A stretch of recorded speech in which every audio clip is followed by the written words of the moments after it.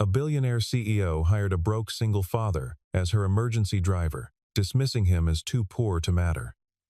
Then masked kidnappers boxed her car beneath a rain-soaked overpass. A gunman ripped open the rear door, saw the driver's face, and froze mid-breath. "Raven 6, he whispered, lowering his weapon like he had seen a ghost rise from the dead. She had never heard that name. They clearly had. In one heartbeat, the quiet man she almost fired became the only person alive who knew exactly why she was being hunted. The rain had not stopped for 3 days when Dawson Hale walked into the lobby of Whitaker Meridian, wearing a second-hand suit that no longer fit the way it once had. He was 41 years old, and every fiber of that suit felt like a reminder of everything he had lost since the Navy quietly stripped his name from the record books. He owed 3 months of rent, and the landlord had already taped a warning notice to his door. The 2-week driving contract he had been offered was not a career. It was a lifeline, one small enough to keep him from sleeping in his car, and he intended to hold on to it with both hands and say as little as possible about who he used to be. His job application listed 8 years of military service under a single vague line that read Naval Logistics Support, and nobody at the front desk knew that the real file behind that sentence had been sealed by the federal government. Moment, his last mission ended in disaster. Sloane Whitaker did not look up from her tablet when Brett Marlowe, her head of security, introduced the man standing awkwardly by the elevator. She was 37 years old, and she had spent the last decade turning her father's failing shipping company into a global logistics empire worth billions of dollars. And she had learned the hard way that trust was a currency she could no longer afford to spend freely. Brett explained that her longtime driver had resigned for health reasons, and that this replacement, a man named Dawson Hale, was the only person available on short notice who could start immediately. Sloane studied the worn shoes, the scratched watch, and the suit that had clearly belonged to someone else first, and she decided this was simply a desperate man who needed a paycheck. She gave him 3 rules before they had even reached the car: never ask questions, never listen to her phone calls, and never alter a route without her direct approval. Dawson answered with a calm, unbothered nod, the kind of stillness that revealed nothing about the years of training buried underneath it.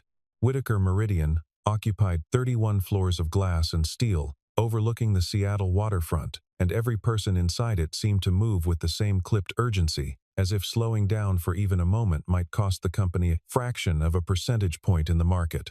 Dawson had worked a dozen temporary jobs over the past 2 years, unloading trucks, guarding empty warehouses at night, patching drywall for contractors who paid him under the table, and none of them had prepared him for the particular exhaustion of standing silently in a lobby while wealthy strangers decided whether he was worth acknowledging. He kept his eyes low, his shoulders relaxed, and his breathing steady because the version of himself capable of reading a room in half a second was a version he had promised never to let anyone see again. The irony was not lost on him that a woman worth more money than entire small countries needed protection just as badly as any convoy he had once guarded overseas. She simply did not know it yet. On the drive toward the conference center where Sloane was preparing to finalize the most important deal of her career, Dawson noticed a gray SUV holding its position behind them through 6 consecutive intersections. He changed lanes twice, without comment, watching the mirror instead of the road ahead, and the SUV adjusted its distance, with the kind of discipline that had nothing to do with an ordinary commuter. He memorized the plate, the gap it kept from other vehicles, and the exact position it held in the blind spot of every traffic camera they passed, all without raising his voice or his heart rate.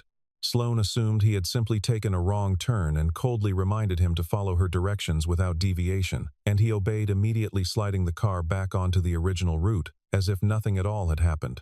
But in the rearview mirror for just a moment, his eyes no longer belonged to a tired man working a temporary job. When the car finally stopped outside the hotel, Dawson watched a man across the street tap 2 fingers against his own ear in a gesture that had nothing to do with adjusting an earpiece for comfort. That man was staring directly at Sloane's vehicle, and Dawson understood in the quiet part of his mind he had tried to bury for 8 years that the SUV had not simply been following them. It had been timing how quickly her security detail could react.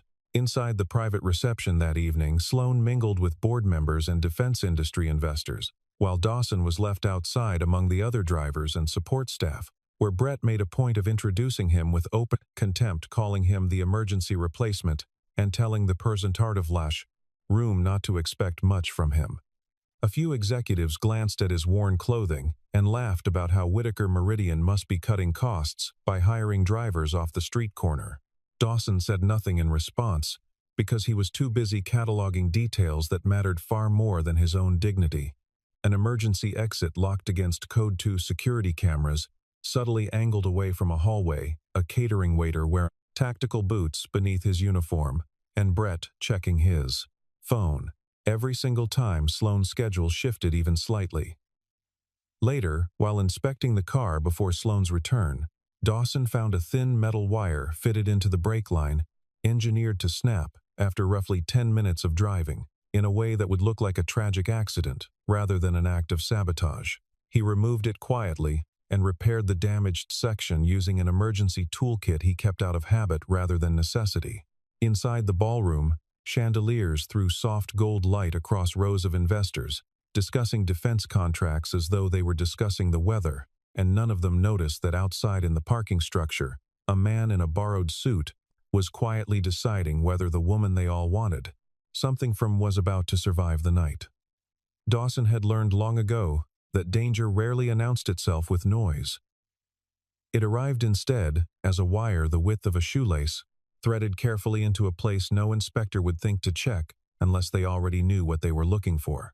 When Brett appeared and demanded he stop playing mechanic and bring Sloane home immediately, Dawson handed him the sabotaged wire without a word, and Brett dismissed it as nothing more than scrap metal from routine maintenance.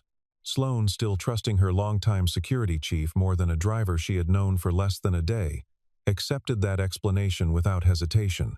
On the return drive, a delivery truck suddenly veered out of a side street, clearly attempting to force Sloane's sedan into the median barrier at highway speed, and Dawson executed a controlled countersteer that avoided the truck by mere inches before guiding the car onto a side road most ATOS drivers would never have noticed under pressure.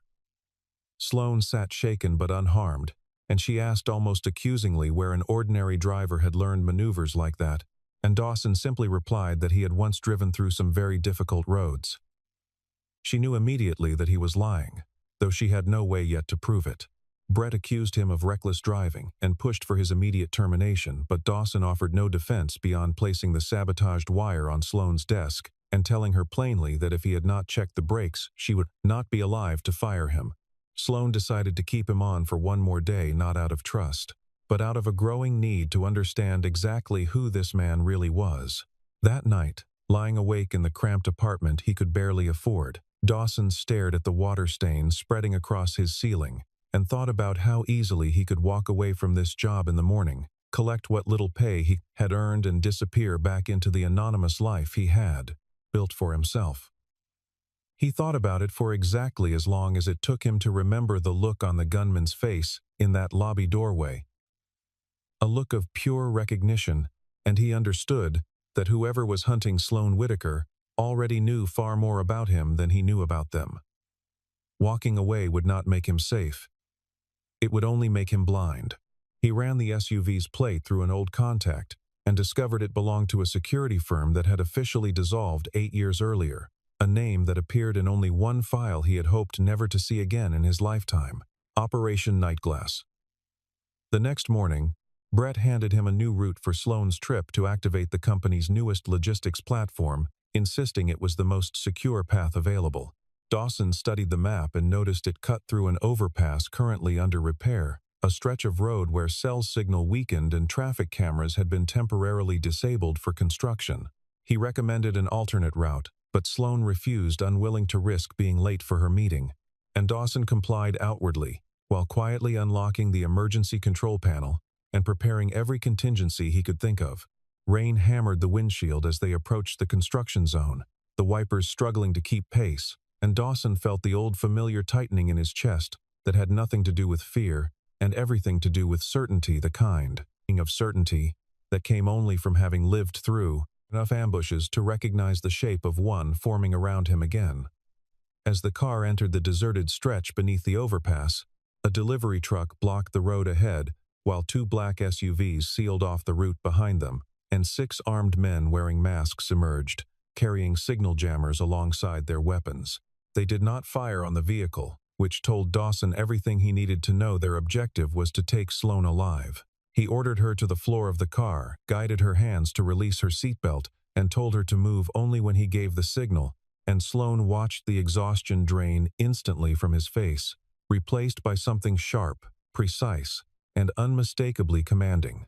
When one of the attackers tore open Dawson's door, he disarmed the man within seconds, and used the vehicle itself as a moving shield, every motion purposeful, rather than chaotic. Another gunman caught a clear look at his face, and froze completely, his voice trembling as he whispered into his radio the words, "Raven 6, and a panicked reply crackled back, immediately insisting that was impossible, because Raven 6 had disappeared 8 years ago. Sloane heard every word of that exchange clearly through the chaos. Dawson used the car's fire suppression system to create a smoke screen, then drove through a construction barrier and down a service road beneath the overpass, disabling the final pursuing SUV, while deliberately allowing one attacker to escape. When Sloane furiously demanded to know why he had let the man go, Dawson explained that the fleeing gunman would lead them straight back to whoever had given the order. She demanded he surrender his weapon and reveal his true identity, and he complied instantly, though he offered only that Raven 6 was a name that should have stayed buried forever. She wanted to know why men trying to kidnap her recognized her driver's military call sign. And Dawson examined a communication device recovered from one of the attackers, finding a black raven symbol on the screen, the same emblem one used inside Operation Nightglass. Moments later, the device played an audio message meant for him alone. Raven 6. If you're listening, Nightglass never ended hand over the CEO. Or this time, you lose everything. Refusing to return Sloane to her own company where he now suspected an insider had access to her every movement, Dawson drove her, instead, to an abandoned garage that had once belonged to a friend from his military days. Sloane protested being taken anywhere without her consent, but when Dawson returned her phone with a warning that it might already be compromised, she tested it by calling Brett, and within 3 minutes a surveillance drone appeared above the garage roof. Dawson destroyed it before it could confirm their exact location, and Sloane was forced for the first time to admit that he had been right. She sat on an overturned crate in the dim garage light, still trembling from adrenaline. She refused to show on her face, and studied the man across from her who had spent the entire afternoon disassembling her assumptions about who he was. One piece at a time. She had built her entire career on reading people quickly and accurately, and yet this man had slipped past every instinct she owned, without her even noticing until it was almost too late. He told her a partial truth about the past 8 years earlier. He had taken part in Operation Nightglass, a mission meant to dismantle a network selling stolen weapons and classified data to private buyers, and during that mission, discovered their route had been leaked from within their own command. Defying direct orders from his commanding officer, Silas Rourke, Dawson altered the plan to save a group of adult hostages held at a foreign port. And although every hostage survived, the mission's primary data cache was destroyed in the process. Silas quietly blamed the failure entirely on Dawson, accusing Raven 6 of insubordination that had cost the operation its success. And because the mission remained classified, Dawson had never been permitted to defend himself publicly. Maris Bell had worked beside Sloane for nearly 9 years, long enough to recognize the difference between her usual composed voice and the tight, controlled tone she used, only when something had genuinely frightened her, and when Sloane called that night asking for a complete history of every acquisition connected to their newest platform. Maris did not ask why. She simply started pulling files. Working remotely with her general counsel, Sloane discovered that the platform she had just launched, called Aegis Root, had been built using code originally developed by a small firm named Northline Systems, a company that had once served as a subcontractor during Operation Nightglass itself. An engineer at Northline had apparently hidden a duplicate ledger documenting the weapons network's financial transactions inside that very code, before vanishing without a trace. When Whitaker Meridian acquired Northline years later, Sloane had unknowingly become the final custodian of evidence that could unravel the entire conspiracy. That evidence was protected by 3 separate security layers: the biometric signature of the acquiring company's chief executive, a physical encryption key stored inside Whitaker Meridian's data center, and a confirmation code transmitted from a maritime server somewhere offshore. The kidnappers needed Sloan alive to unlock the first layer, and they needed Dawson because he was one of the few people who had once known the original location of the Nightglass servers. When Maris reviewed the leaked route information, she found that only 3 people had known about the overpass detour in advance. Sloan herself, her security chief Brett Marlowe, and Dawson, who had received the route mere minutes before departure, leaving him no realistic opportunity to arrange an ambush. Every trail pointed back to Brett, and when Sloan checked the garage security footage from earlier that day, she found the record of the brake sabotage had already been deleted using an administrative override registered to Brett Marlowe himself. Rather than fleeing the city, Sloan insisted on returning to force Brett into the open, arguing that if she disappeared, he would simply declare her unfit to lead and trigger an emergency succession clause that handed him effective control. Dawson believed the plan was reckless, since Brett commanded the security team, the surveillance systems, and access to every restricted floor in the building, but after a tense argument, they agreed to build a trap of their own design. It was a simple trick, the kind of thing Dawson had used a dozen times in the field to flush out a compromised channel feed, 3 different truths to 3 different rooms, and watch which lie walks back through the door first. Sloan distributed 3 separate fabricated schedules to 3 separate groups of leadership. Brett was told she would head to the private airfield. The board chairman was told she would visit the data center, and legal counsel was told she would meet with federal officials. Within minutes, the kidnapping team began converging near the private airfield, confirming beyond doubt that Brett was the source of the leak, and Sloan felt something cold settle in her stomach at the realization that the man she had trusted with her life for 3 years had been counting down to this moment the entire time. Cornered Brett struck back by circulating a fabricated dossier to the board, claiming Dawson was a disgraced mercenary under federal investigation for selling military secrets, insisting the attack had been staged to grant Dawson access to Sloan's private systems. When they returned to headquarters, police and internal security were already waiting, and Brett demanded Dawson's immediate arrest. Dawson could easily have resisted, but instead placed his hands behind his head and allowed himself to be restrained rather than risk any bystanders getting hurt, telling Sloan quietly before he was led away that she now had to decide whether to trust a dossier written by a traitor or the man who had just brought her home alive. Sloan studied Brett in that moment and noticed his very first question was not whether she had been harmed, but what equipment Dawson had recovered from the attackers, and that single detail was enough to make her decision. She triggered her executive security override, temporarily disabling the elevators, and personally guided Dawson out through a maintenance corridor before anyone could stop them. At a safe house later that night, Dawson finally revealed the true cost of the years since his discharge, how he had sold his home, drained every savings account, and spent nearly everything he had fighting accusations he was legally forbidden from even discussing publicly. He told her that he had once raised his daughter alone after losing his wife, working double shifts and skipping meals, so she would never notice how little they truly had, and that although she was now an adult, living independently, he had kept his past hidden from everyone, including her, so that his war would never become hers.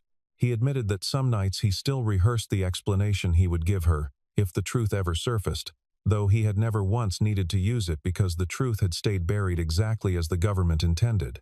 Sloan finally understood that his poverty had never come from laziness or failure, but had been the price he paid for refusing to betray innocent people who trusted him, and for the first time since she had met him she felt something closer to shame than suspicion. Later that evening, Sloan received a video call from Brett, who stood inside Whitaker Meridian's central control room, and warned that if she did not appear at the private airfield within 1 hour, he would trigger the formal process to PO, remove her as chief executive. Behind him, the entire Aegis route system was visibly being transferred to an unidentified external server. Sloan pretended to accept his terms, arranging for Dawson to appear as though he were surrendering himself in exchange for having his name cleared, though Dawson quickly realized she was running a far more calculated plan than she had admitted. She wore a smart ring capable of recording audio and quietly triggering an emergency data backup across the company's entire network, and her true objective was not merely survival, but forcing Brett to confess his role on record. At the airfield, Brett arrived with a small team of hired guns and ordered Dawson to kneel and surrender his weapon, while Sloane coldly claimed she had simply hired the wrong driver and was willing to hand him over to protect the company. Dawson understood she was performing a role, yet the words still struck something raw in him, a small reminder of every boardroom that had ever looked through him as though he were furniture rather than a person. Overconfident.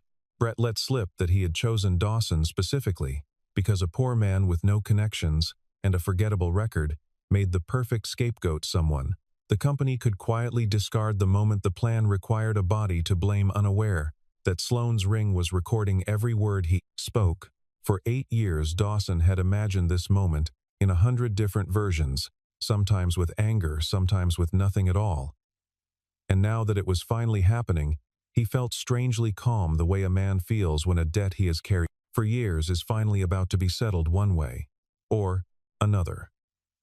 A screen inside the hangar flickered to life, and Silas Rourke appeared for the first time in 8 years, addressing Dawson directly by his old call sign, his voice carrying the same practiced confidence Dawson remembered from every briefing room they had ever shared. Silas revealed that he had personally ordered Brett to infiltrate Whitaker Meridian 3 years earlier, the moment negotiations began for the Northline acquisition, and he casually admitted that Operation Nightglass had failed only because he himself had sold the mission's coordinates to a weapons trafficking network. He had no idea his confession was being recorded in real time.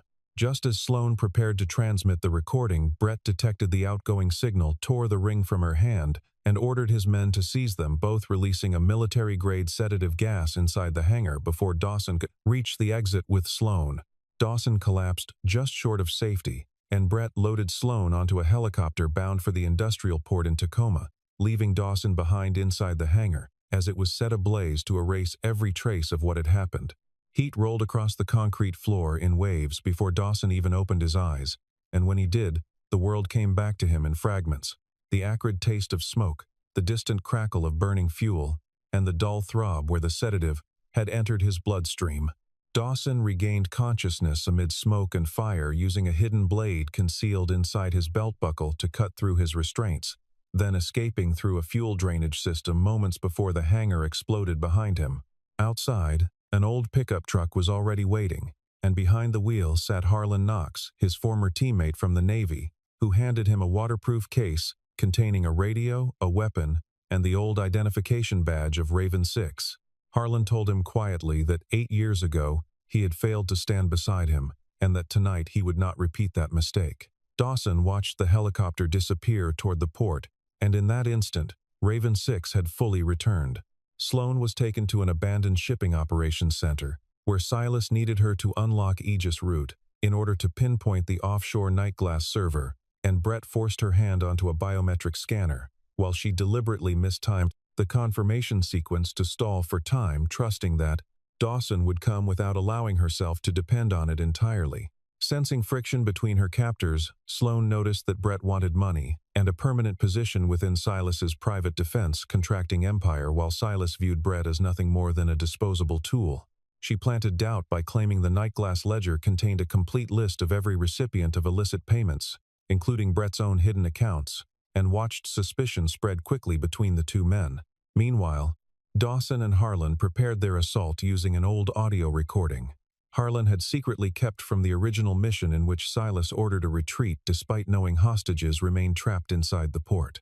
That recording alone would not fully clear Dawson's name, but combined with the ledger it could dismantle Silas's entire network permanently. Refusing to call in outside support out of fear that an insider might still be watching Dawson and Harlan, relied instead on analog equipment, paper maps, and forgotten drainage tunnels beneath the port to make their approach undetected. The Tacoma port stretched out under a low ceiling of fog, its towering cranes standing motionless, like abandoned giants against the dark water, and somewhere beneath the maze of stacked shipping containers, Sloane Whitaker was being held by men who believed she was nothing more than a key to unlock a fortune.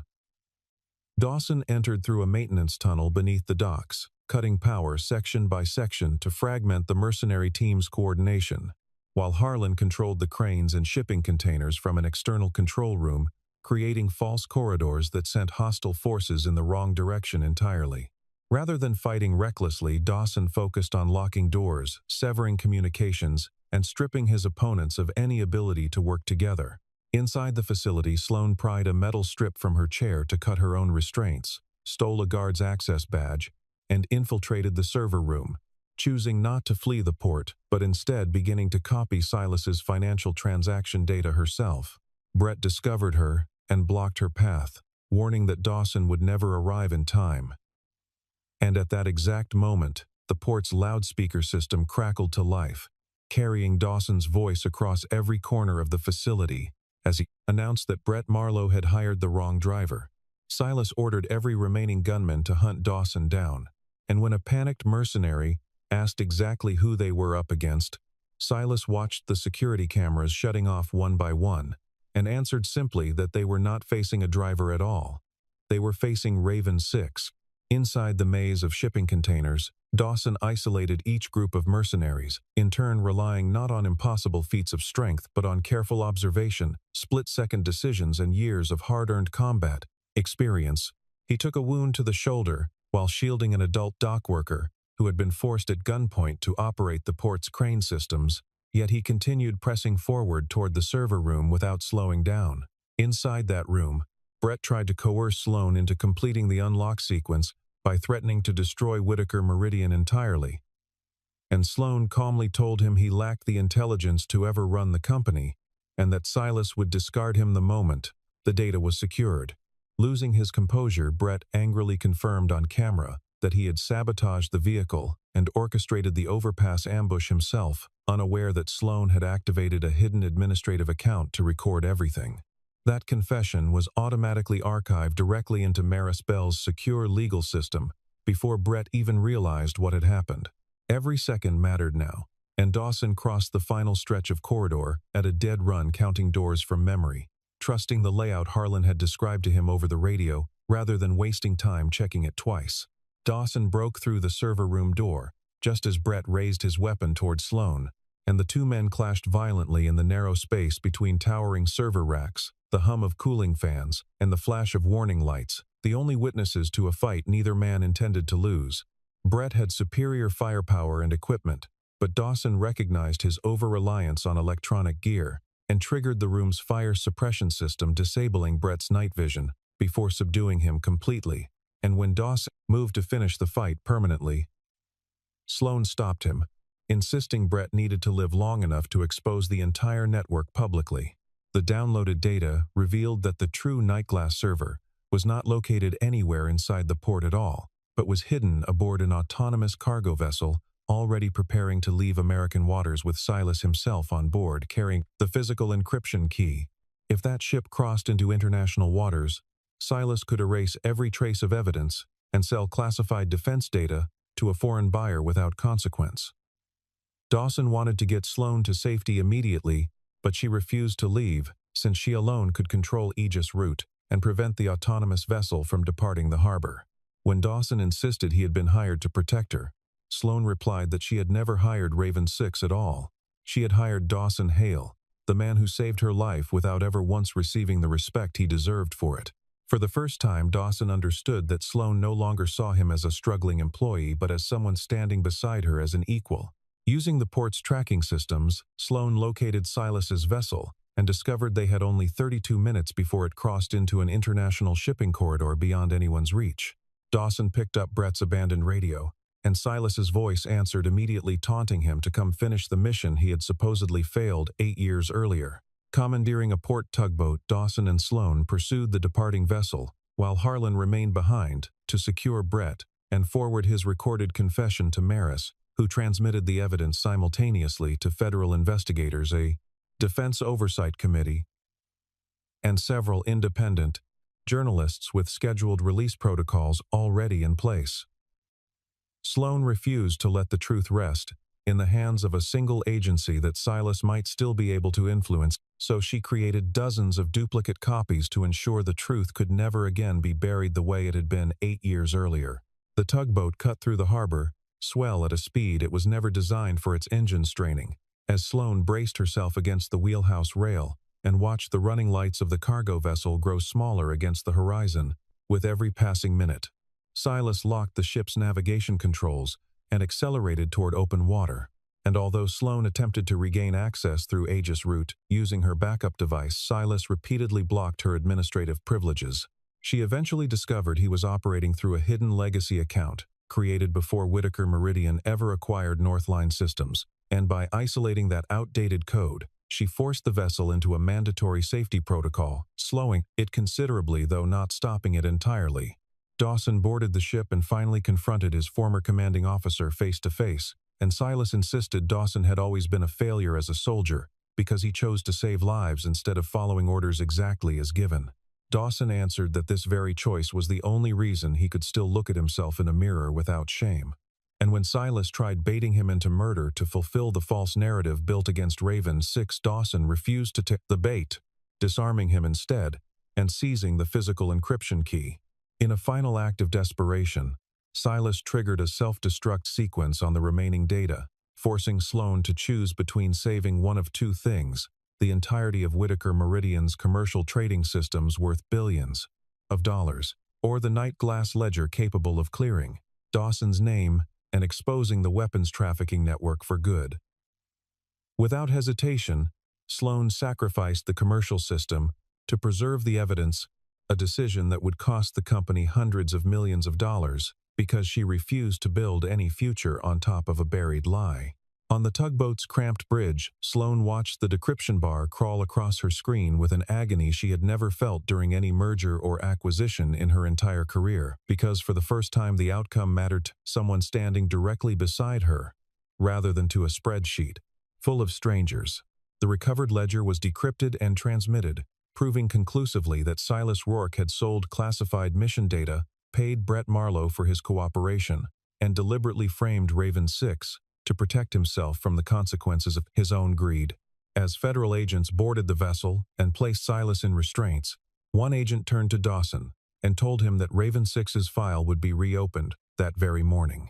Dawson simply replied that Raven 6 did not need saving anymore, because it was Dawson Hale who finally needed to reclaim his life. News of the arrest spread through the defense industry within hours, and reporters who had spent years praising Silas Rourke as a visionary of private military contracting scrambled to rewrite every article they had ever published about him. In the weeks that followed, Silas Rourke was formally charged with treason, illegal trafficking of classified defense data, kidnapping, and obstruction of a federal investigation, while Brett Marlowe agreed to cooperate with prosecutors in exchange for a reduced sentence, handing over a list of contacts who had helped Silas operate within multiple defense contracting firms for years. Several board members who had once believed the fabricated file against Dawson were forced to resign in disgrace. And although Whittaker Meridian lost a significant portion of its market value after Sloane destroyed the commercial trading system, the company's reputation was ultimately restored once the truth reached the public. A formal military review concluded that Dawson had never betrayed Operation Nightglass, clearing his record entirely, unfreezing the assets that had been locked away for years and fully restoring the honor that had been stripped from him without explanation. Harlan testified publicly that Dawson had saved their entire team from a trap engineered by Silas himself, and although Dawson was offered the opportunity to return to government service, he declined, no longer willing to live beneath a code name that had cost him nearly everything he once had. The city seemed different to Dawson in the days that followed, not because anything around him had physically changed, but because he no longer walked through it, bracing for the next humiliation or the next unpaid bill taped to his door. He visited his daughter for the first time in months and told her carefully and in pieces the truth he had withheld for so long, and she listened without judgment. Only relief that the distance she had always sensed between them finally had an explanation that made sense.